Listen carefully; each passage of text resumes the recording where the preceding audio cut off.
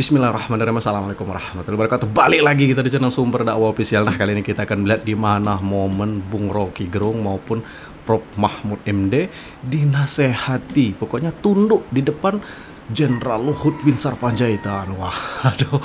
Nah, seharusnya mereka itu seperti ini. Seharusnya mereka ingat momen ini. Oke, momen apa itu? Langsung kita beli videonya tanpa berlama-lama. Bismillahirrahmanirrahim. Let's go. Bapak Ibu sekalian, sebenarnya saya udah disiapin sambutannya ini. Saya pikir saya nggak baca aja lah. Pertama, saya ucapin pada semua teman-teman yang hadir pada kesempatan ini, teman-teman menteri juga ada di sini, Pak Darto yang paling senior. Tapi sebenarnya ada satu orang yang istimewa, mentor saya, senior saya, Pak Sintong Panjaitan. Kiran Bang Rocky. Bukan karena kami kebetulan sama Panjaitan, tidak.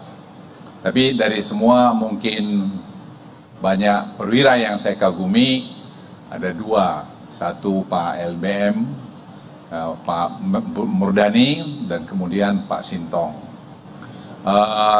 Saya sebenarnya tidak tahu buku ini mau ditulis oleh Kartini, tapi tiba-tiba satu ketika dia bilang, "Hud, aku mau nulis buku mengenai kamu gitu, masa kecil kita gitu." Saya pikir ya, oh Pak Mahfud, silakan Pak Mahfud. Ya. Jadi saya bilang sama dia, ya suka-sukamu lah gitu, karena waktu masa kecil kami dengan Kartini ini saya mungkin termasuk yang sangat dekat, karena Kartini dulu lemah.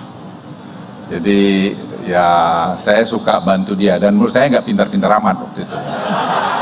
Tapi kemudian saya lihat dia pintar banget setelah dia menyelesaikan kuliahnya dari UI. Saya tahu, wah adik saya ini hebat banget gitu.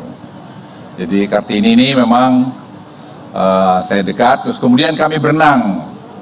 Jadi kami suka berenang di Rumbai, kami tinggal dulu.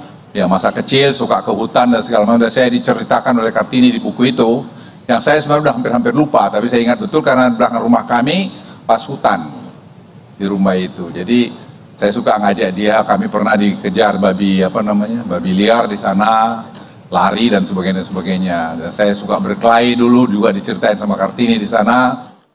Ya saya pikir ya itulah satu mungkin cerita yang oleh Kartini diungkapkan, saya lihat secara baik, karena dia penulis yang baik, saya bukan penulis yang baik. Dan buku saya sendiri baru saya siapin, saya baru mau terbitin setelah saya berhenti nanti jadi menteri. Ya insya Allah semua baik-baik 2024, 2025. Jadi ini buku saya pikir, terima kasih Kar, kamu udah membuat, dan saya lihat tulisannya, wow ini hebat juga Kartini nulisnya gitu. Dan pada semua yang membantu juga saya kira terima kasih Pak Roka, terima kasih yang interview saya. Yang saya terus terang juga Mas Hadi ragu juga buku ini mau ditulis apa sih. Saya diinterview berapa 5 kali ya 5 kali, tanya itu 1 jam. Ya saya iyain aja Bud. Jadi menggali lagi memori saya dengan adik saya ya sampai jadi begini. Jadi itu yang saya bilang mystery of life. Jadi kita tidak pernah tahu apa yang terjadi sama kita, oleh karena itu kita tidak perlu merasa paling hebat, paling sengsara, paling beruntung, tidak ada. Saya yakin dalam perjalanan hidup saya, hari ini saya katakan, mungkin nanti Pak Sintong banyak cerita mengenai itu, karena saya masih tetap mengganjal di hati saya walaupun sudah liwat. Saya adalah prajurit yang profesional menurut saya, tapi saya tidak pernah mendapatkan suatu privilege di TNI di mana saya dibesarkan. Tapi that's part of my life gitu. Jadi tidak ada yang perlu disakit hati juga. Karena apa? Ya Tuhan mengatur lain. Alam ini, universe ini ngatur lain. Sekarang di usia saya 75 tahun, saya masih ikut bagian dari mengatur negeri ini, membuat negeri ini mungkin mudah-mudahan tambah baik. Tentu saya kira satu kepuasan tersendiri.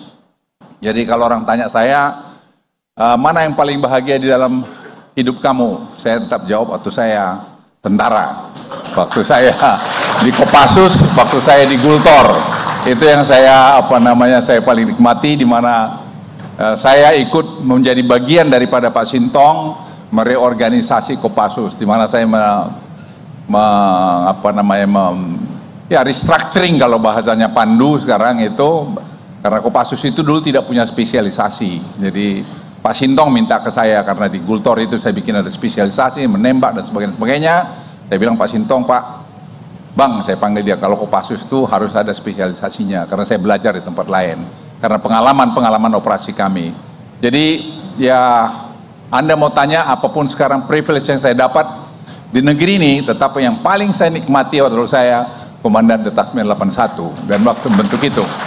Dan sekali lagi buat Kartini dan semua ini adik-adik saya hadir dan teman-teman, sahabat-sahabat semua yang dulu juga ada yang musuhin saya, tapi saya pikir-pikir part of our life. Jadi kalau dulu orang pikir saya sakit hati atau saya akan stres, tidak juga, karena saya senang lari. Jadi kalau dulu saya sudah stres, saya lari aja 10 kilo, 15 kilo, keringat-keringat, lupa lagi ya mandi ya tidur gitu. Jadi make it simple, karena saya sekali lagi percaya yang di bawah langit ini semua ada waktunya. Tidak ada kita yang bisa abadi. Jadi ayo kita bekerja sama, ayo kita bahu-membahu membangun negeri ini, apapun porsi kita. Saya dengan Rocky, misalnya beliau sangat keras menyerang pemerintah, menyerang presiden, it's okay, gak apa-apa. Dia bilang mau saya di interview, saya bilang oke, interview. Kan mungkin karena kita tidak berkomunikasi, tidak ada pemahaman. Dia mau minta interview siapa aja, bilang silakan. Ya kalau saya bisa jawab, saya jawab. Kalau saya nggak bisa jawab, ya saya nggak jawab. Jadi teman-teman sekalian, saya hanya ingin kesempatan ini ngajak kita, ayo kita semua jadi satu bangsa yang padu, yang satu dengan segala perbedaan kita, khususnya lagi menghadapi keadaan yang uncertainty secara global ini sekarang.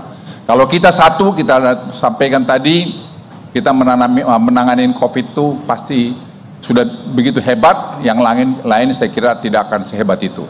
Tadi saya ada 3 wanita yang menurut saya yang sangat berkesan di dalam perjalanan penanganan COVID ini. Ada Ibu mana, Monica? Monica, where are you, Monica?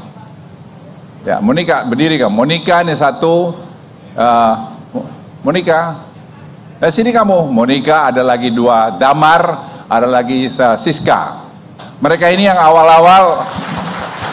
Ini Monica dari Harvard, terus kemudian Monica dari London, kemudian Siska. 3 perempuan ini yang membantu saya. Ada tentu lagi Firman. Firman di mana Firman?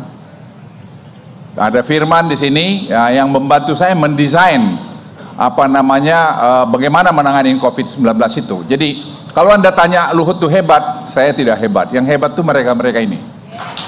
Karena tanpa data yang di-provide oleh si Monica tidak bisa. Dan ada satu perempuan lagi, ini si Jona, yang itu jungkir balik mencari pertama-tama, Jona berdiri, jungkir balik mencari alat-alat kesehatan dalam keadaan kritis, yang bekerja sama dengan Pak Budi Sadikin. Ini Pak Budi mungkin boleh berdiri, Mas Bud.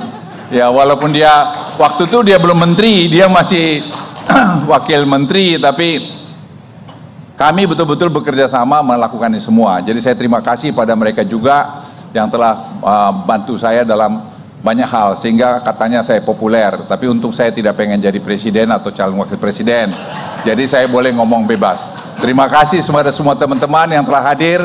Wassalamualaikum warahmatullahi wabarakatuh. Nah sudah, waduh Masya Allah. Dimana momen yang pokoknya momen yang sangat membahagiakan, momen yang sangat adem, dan tentunya momen dimana Bung Rocky dan Prof Mahmud tidak seperti sekarang. Jadi seharusnya mereka insaf dan tobat. Jadi bukan malah menjadi pemecah belah bangsa seperti sekarang, bukan jadi malah pengadu domba seperti sekarang yang bikin huru-hara, yang bikin kontroversial. Jadi seharusnya mereka ingat di saat mereka mendengarkan nasihat dari Opung Luhut bin Sarpanjaitan. Nah, bersadarlah dan bertobatlah, insaf. Dah, saya akhiri, tetap jaga persatuan Indonesia, jangan mau kita terpecah belah, jangan mau kita diadu domba, tetap jaga rukun aman persatuan Indonesia, NKRI harga mati. Wabillahi taufiq wal hidayah. Wassalamualaikum warahmatullahi wabarakatuh.